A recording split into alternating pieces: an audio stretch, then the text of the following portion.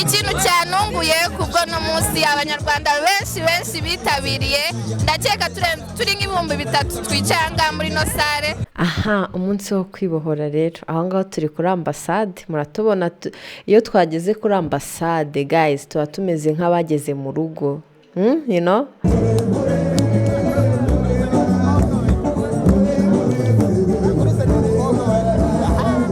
Uwo mupapa rero muri kubona aganira n'umuzungukazi niwe ambasaderi wacu.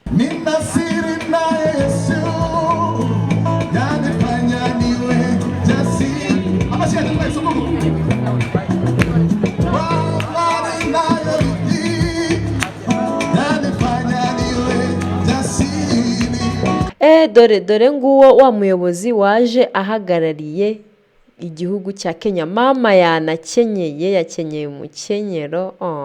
May I now invite you all to rise for a toast to the good health and long life of His Excellency Paul Kagame.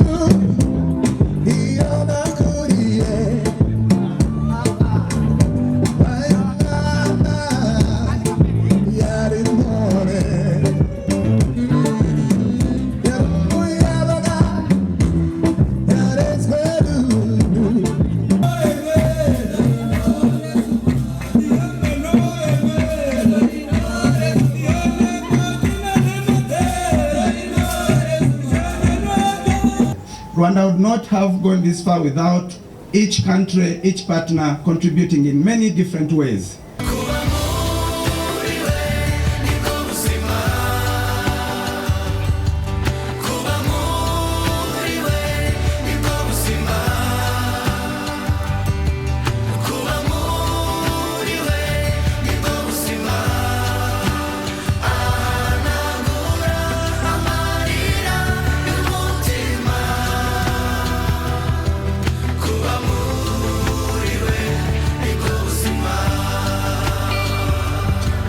Bahaye ikaze kuri Hirwa ndi Clarisse nk'ibisanzwe. Amahoro y'Imana nabane namwe, ndabasuhuje ndabaramukije ahantu hose muri hatandukanye.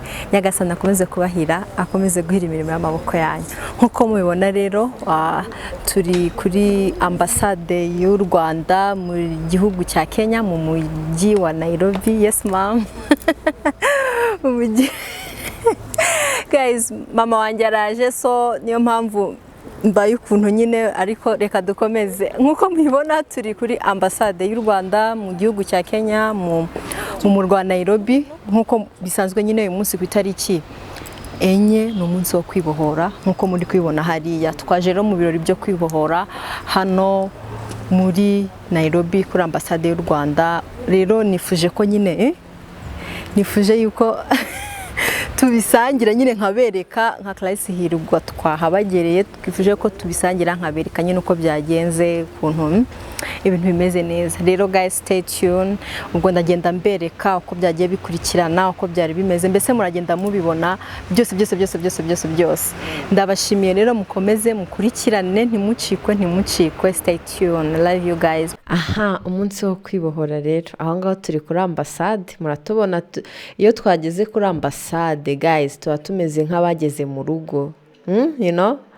Rero hano ndasuhuza abantu bambwira ngo baranzi kuri YouTube, abakunzi banjye, twawe n'abakunzi banjye benshi cyane.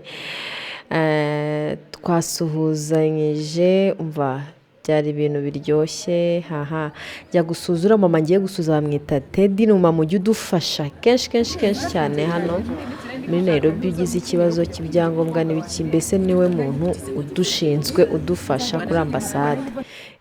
Nuko rero turagiye ku marembo ruguru ahantu hari akapa nyine ndavuga ni reka tugende. Umukameramani wanjye nawe ati uko utambuka akaba ariko nkufata. Dusuhuzanya aho rero narindi kwaka aba protocole ko bampa akanya gatoya nkaba nakorera kuri ka gapankarte bari bamanitse. Hano rero abantu baje ari benshi, aha abantu bari barimo baraza ni Jackie nawe ari kimaringa tumufata utuvideo.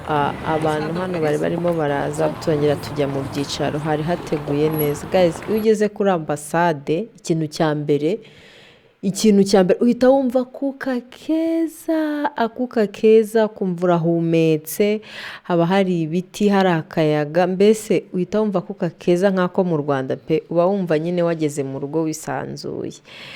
Ni heza, hari akanatire hameze neza. Ubwo twongeye nyine turamanuka tujya mu byicaro byacu no kureba uko turi bufate ibirori. Abo ni abayobozi rero sasa, abo ni abayobozi bari bitabiriye, bari batumiwe b'impande zitandukanye, abayobozi bayoboye amambasade atandukanye. Aba ni abakozi b'abanyarwanda bakorera inaha.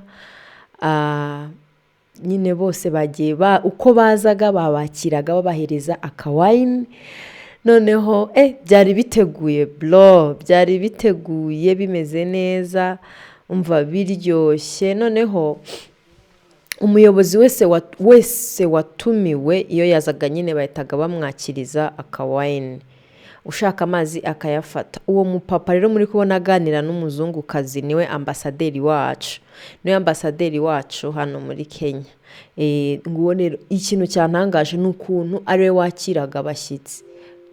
Mva reka nkubwire abanyarwanda, mva kabisa tuba dutandukanye. Yahagaze hano mpaka abashyitsi barangiye. Niwe muntu wakiraga abashyitsi. Ubu uyu nguyu sinzi ngo nuwo mu kihe gihugu nabonaga baza nyine buri muntu yazaga mu modoka akajya kuri red carpet bakifotoreza kuri kiriya cyapa bari bateguye, nimba nkita icyapa mpaye simbizi, bari bateguye. Noneho ambasaderi akabakira bagafata ifoto, bamara gufata ifoto akahita bereka aho bajya kwicara. Ndi kubona ukuntu byari ibintu bimeze neza, bifite isuku, by'ikinyabupfura.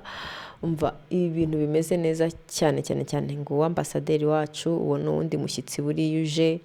Umva hari abashyitsi b'inzego zose, muragenda mubabona uko yagiye abasuhuza bafata ifoto, bafata ifoto. Nge rero sinababeshya ngo uyu ninde. Umuntu nabashije kumenya w'umushyitsi wari uhari ni uwari uhagarariye igihugu cya Kenya. Muraza kumubona nawe mu kanya, ndaza kumubereka, mudamu mwiza cyane. Muraza kumubona mwumve n'ijambo yavuze.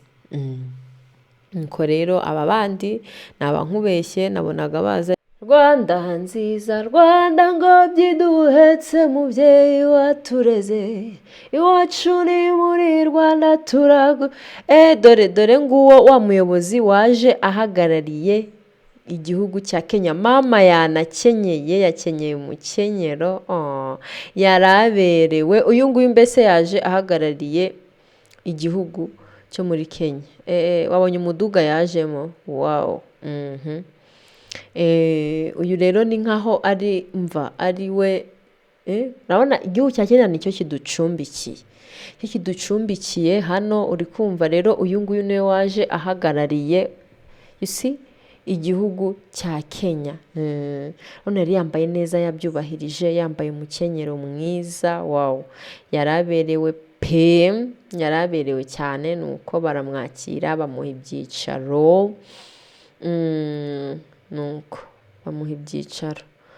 Nuko baramwakira. Dore nguwo niwe muyobozi nyine waje ahagarariye igihugu cya Kenya.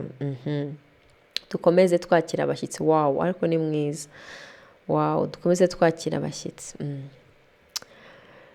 Rwanda nziza Rwanda ngobyi duhetse mubyeyi watureze iwacu ni muri Rwanda turagushyigikiye yewe gihugu cyatubyaye wehe. Nuko twatangiye turirimba indirimbo yubahiriza igihugu cyacu cy'u Rwanda, turangije dukurikizaho indirimbo yubahiriza igihugu cya Kenya. Nuko byagenze.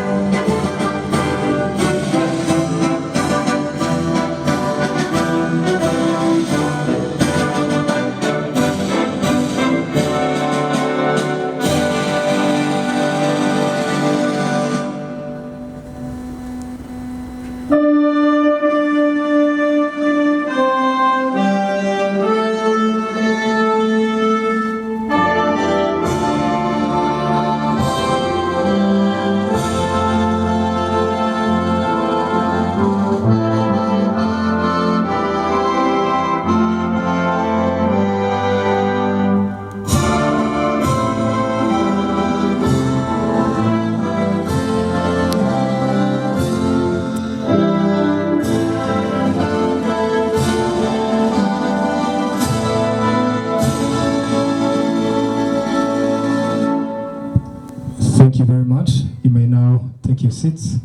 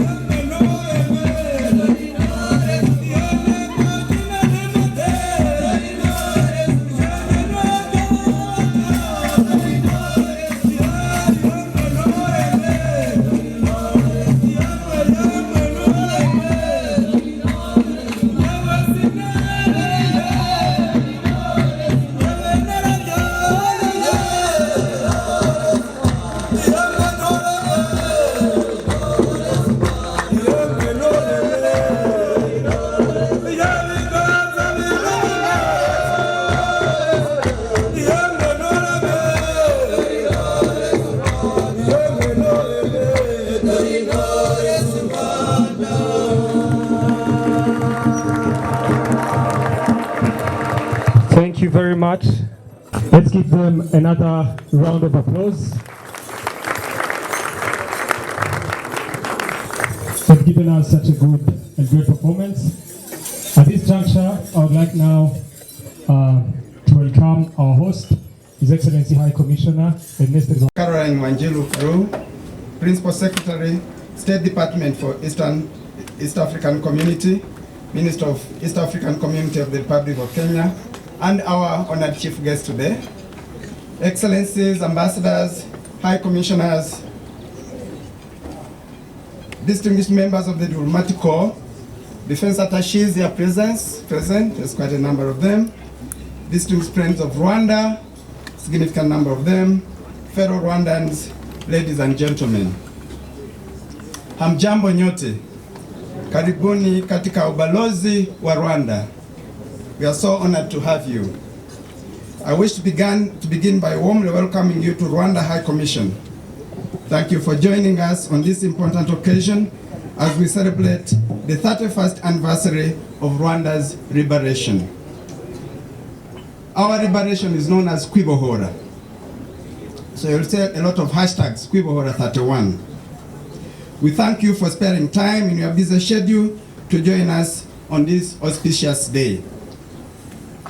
From the onset, I wish to recognize the presence of our chief guest representing the government of the Republic of Kenya, Dr. Caroline Wanjiru, Principal Secretary, State Department for East African Community, Minister of East African Community, the ASLs and Regional Development of the Republic of Kenya, and I thank you for coming so elegantly dressed in a beautiful traditional Rwandan attire. It is such an honor.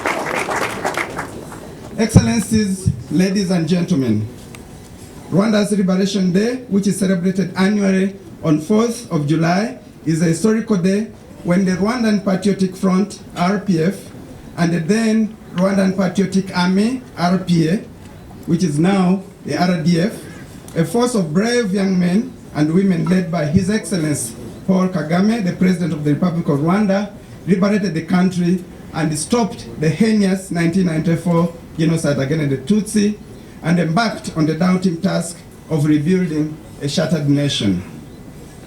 This important day therefore signifies the beginning of Rwanda's transition from an oppressive and discriminatory regime that oppressed its citizens, forced hundreds of thousands of Rwandans to flee to exile, and perpetuated one of the most brutal genocides in human history, and transitioned Rwanda to a new, modern, and forward-looking democratic and prosperous nation.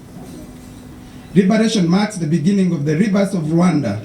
This celebration provides an opportunity for Rwandans to reflect on how far we have come as a nation and to share Rwanda's liberation story, the journey of unity and reconciliation, and the country's ongoing renewal and vision for a brighter future. For our friends around the world, including many here with us today, Liberation Day is also a celebration of solidarity, partnership, and shared humanity. A day we recognize that our progress is stronger when built on mutual support and common values. Excellencies, ladies and gentlemen, 31 years ago, Rwanda stood at crossroads. Out of unimaginable loss and destruction, our country chose the path of reconciliation, reconstruction, and renewal. From the ashes of genocide, Rwanda has risen with courage and purpose. Over the past 3 decades, Rwanda has embarked on a bold and ambitious transformation agenda, guided by inclusive governance, homegrown solutions, and a citizen-centered approach to development. Today, Rwanda is recognized globally for its progress in economic development, healthcare, education, technological innovation, gender equality, and maintaining international peace and security, with Rwanda currently being ranked as the second largest contributing country to United Nations peacekeeping operations globally. We have over 5,000 Rwandan troops and police deployed in numerous UN peacekeeping missions in different parts of this continent. These achievements are not accidental. They are the result of difficult decisions, shared sacrifices, and the unyielding spirit of the Rwandan people under the leadership of His Excellency Paul Kagame. Rwanda's mode of reconciliation and accountability has inspired many across the world. We have worked tirelessly to dismantle the ideologies that once divided us and to instill a shared national identity built on unity and patriotism.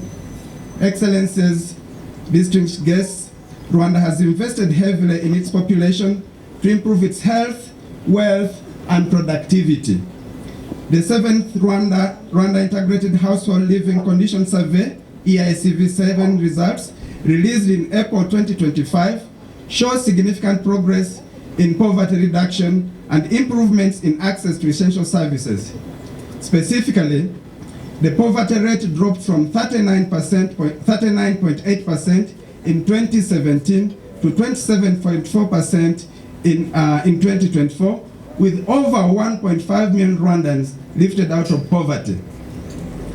Extreme poverty, which represents the most vulnerable segment of the population, also saw a substantial decline, falling from 11.3% to 5.4% within the same period. The EICV7 survey report highlights the positive correlation between economic growth and improved living conditions of the Rwandan people, with real GDP per capita increasing by 37% between 2017 and 2024. Evidence therefore shows that Rwanda's strong economic growth over the last decade is having real positive impact on people's livelihoods, as evidenced by the significant decline in poverty rates, growing per capita income, and declining inequality as measured by the Gini coefficient. Primary school enrollment has expanded to cover 96% of children of school-going age. Fee-free education covers the cycle of education from primary to 9 years of basic education. Literacy rates have subsequently grown to over 70% of the population. About 95% of the Rwandan people are covered by the country's community health insurance scheme, guaranteeing access to healthcare services by the majority of the population. This has led to drastic decline in infant, child, and maternal mortality, with a significant rise in life expectancy for the general population. As a result, life expectancy for the Rwandan general population has increased from 51 years in 2002 to almost 70 years in 2022. This is according to the 2022 Rwanda Population and Housing Census report. This puts Rwanda among the 9 African countries with the highest life expectancy. We are not yet where we want to be. We are far from where we were 30 years ago. And the journey is still long. We still have to toil, to work hard, and to build partnerships that will enable us to make continuous progress. Our journey therefore continues, and it is one marked by determination, vision, and ambition. Excellencies, distinguished guests, as we reflect on this journey, we do so with immense gratitude to those who have worked with us in solidarity and partnership. In this regard, we extend our deepest appreciation to the Republic of Kenya, a valued friend, a reliable partner, and a strategic ally.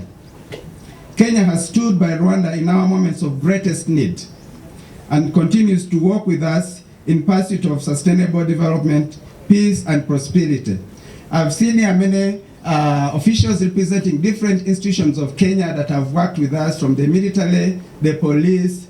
I saw a representative from Utalii College, which has tremendously contributed to the capacity development that has enabled Rwanda to do a tourist destination. We have here representatives from different universities across Kenya, where our students, some of them you've seen dancing here, have been educated. So we are very honored and don't take this support for granted. The bonds of friendship between Rwanda and Kenya are rooted in shared values, mutual respect, and a strong Pan-African spirit. Whether in trade and investment, regional security, education, or people-to-people ties, Kenya's partnership has played a pivotal role in advancing Rwanda's development agenda. I also wish to express our sincere gratitude and appreciation to excellencies, ambassadors, and high commissioners who are present here.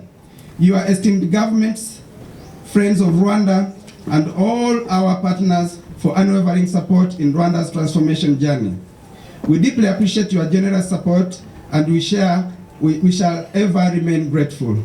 Rwanda will remain a committed partner both bilaterally and multilaterally. Wanjiru Karugu, Principal Secretary, State Department for Eastern African Community, Minister of East African Community of the Republic of Kenya, and our honored chief guest to deliver her remarks. You are most welcome. Your Excellency, Ambassador Ernest Ramucho, High Commissioner of the Republic of Rwanda to Kenya, Excellency, Ambassadors, High Commissioners, and heads of diplomatic missions, members of the diplomatic corps, distinguished guests, ladies and gentlemen.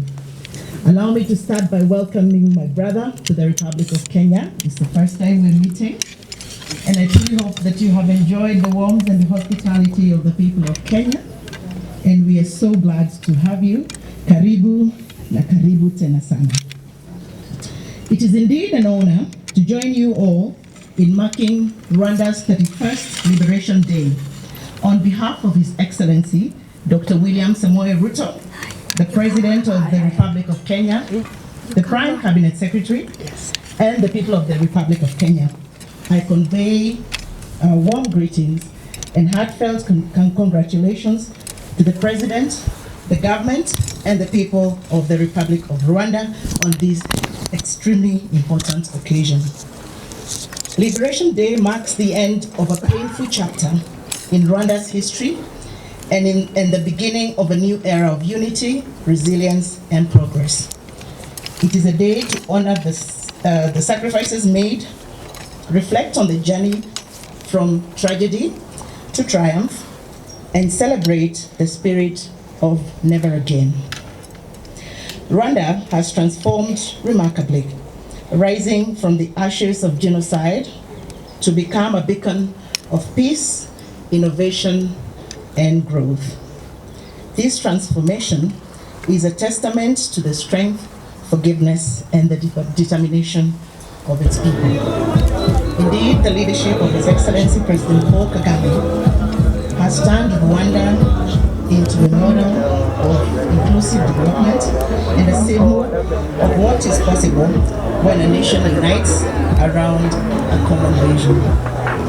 Indeed, Kenya celebrates progress and stands in solidarity with the people of Rwanda as you continue to build a future anchored in justice, dignity, and prosperity for all.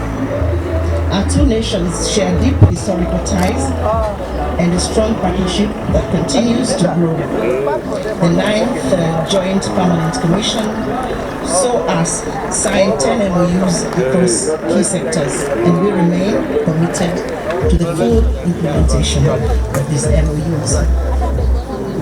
High-level engagements between His Excellency President William Ruto and His Excellency President Paul Kagame continue to strengthen our collaboration in trade, investments, and in regional sustainability. Rwanda's strides in education, healthcare, innovation, and empowerment are an inspiration to Africa and beyond. Kenya looks forward to an even closer economic and diplomatic relations with the Republic of Rwanda. May Rwanda continue to thrive in peace and prosperity, and may the bond between our two nations grow even stronger. Excellencies, distinguished guests, ladies and gentlemen, may I now invite you all to rise for a toast.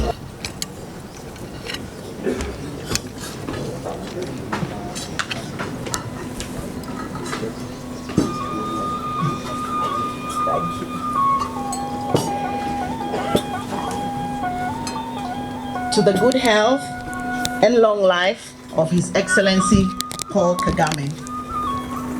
To the good health and long life of His Excellency Dr. William Samoei Ruto. To the wealth and prosperity of the people of Rwanda and Kenya. and to the bright future of the Kenya-Rwanda relations. I thank you very much. Asanteni sana, murakoze.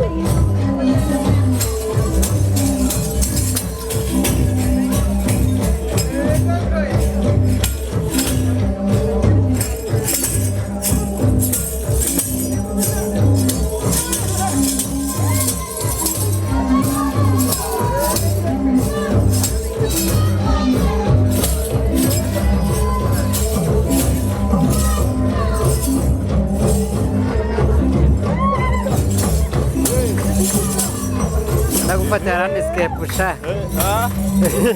Ubwo hari impamvu ndakubwira impamvu neza yego sha.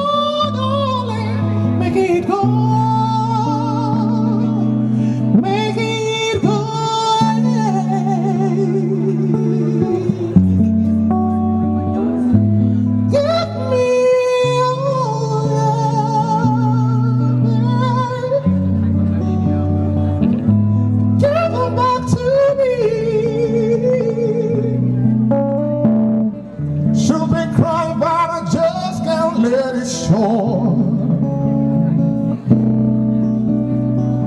Should be hoping that I just can't stop thinking. All the things we should have said, but we never said. All the things we should have done, but we never did. All the things I should have given, but I didn't. Oh, darling, make it good.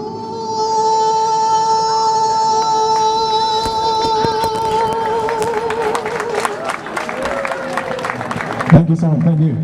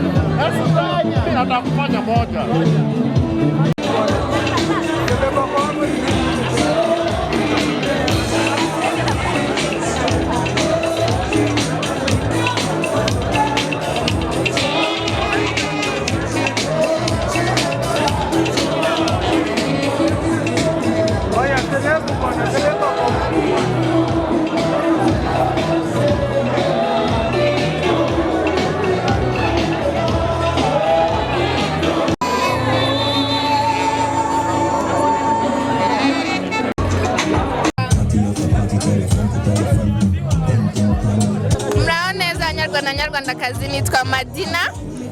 Muraho, nje nitwa Umutoni. Nje nitwa Umwari. Nje nitwa Clarisse. Bikro bana we. Ibintu n'ahantu bizereye n'ahantu bizajya. Uno munsi twaje kuri ambasade y'u Rwanda muri Kenya. Twaje kwizihiza inshuro ya 31 yo kwibohora. Yeah, it was Liberation Day. Twishimye, twagize ibihe byiza. Twagize ibihe byiza, byari byiza cyane. Turashimira ubuyobozi bwano muri Kenya n'ubwo mu Rwanda, twagize ibihe byiza. Kubasha kuorganiza ibintu za celebration nk'iyi nini cyane. Hari abambasaderi benshi twagiye tubona, hari abakuriye aba diaspora benshi twagiye tubona. Umva twishimye muri make. And to more of this kind of celebration in the future. Abantu tuba muri Kenya aba diaspora dukunda u Rwanda. His Excellency Paul Kagame buri gihe all the time. Turashimira u Rwanda nanone, turashimira nyakubahwa Perezida Paul Kagame n'abandi basirikare babohoje u Rwanda bose. Turi kuri 31 twabyakiriye neza cyane. Kuba diaspora batari mu Rwanda twishimye cyane. Natwe ubyiruko kuba twabashe kwatendinga ino event twishimye, kandi iki kirori kitwibutsa ko nk'urubyiruko tugomba gukomeza gutera ikivi mu biranze. Ikintu cyanunguye kubwo no munsi abanyarwanda benshi bitabiriye, ndakeka turi nk'ibihumbi 3 twicanga muri no sare. So it's a good thing to see people being able to accept the call and to come and celebrate Rwanda as a country, and yeah, to more to that. Turashimira ko yuko n'abanyakenya baje kwizihiza Liberation Day. Turabashimira ko yuko bitabiriye invitation yacu as Rwandese. We thank you guys a lot. Thank you. Twanishimiye kubona abavandimwe bacu bavuga ururimi rwacu. Iyo uba mu gihugu kitari cyawe kuvuga ikinyarwanda bari ibibazo, ariko kuba twabonye abandi banyarwanda tukishima tugasabana, byabaye byiza. No ku biryo umva twariye twatekanye, hari ibiryo.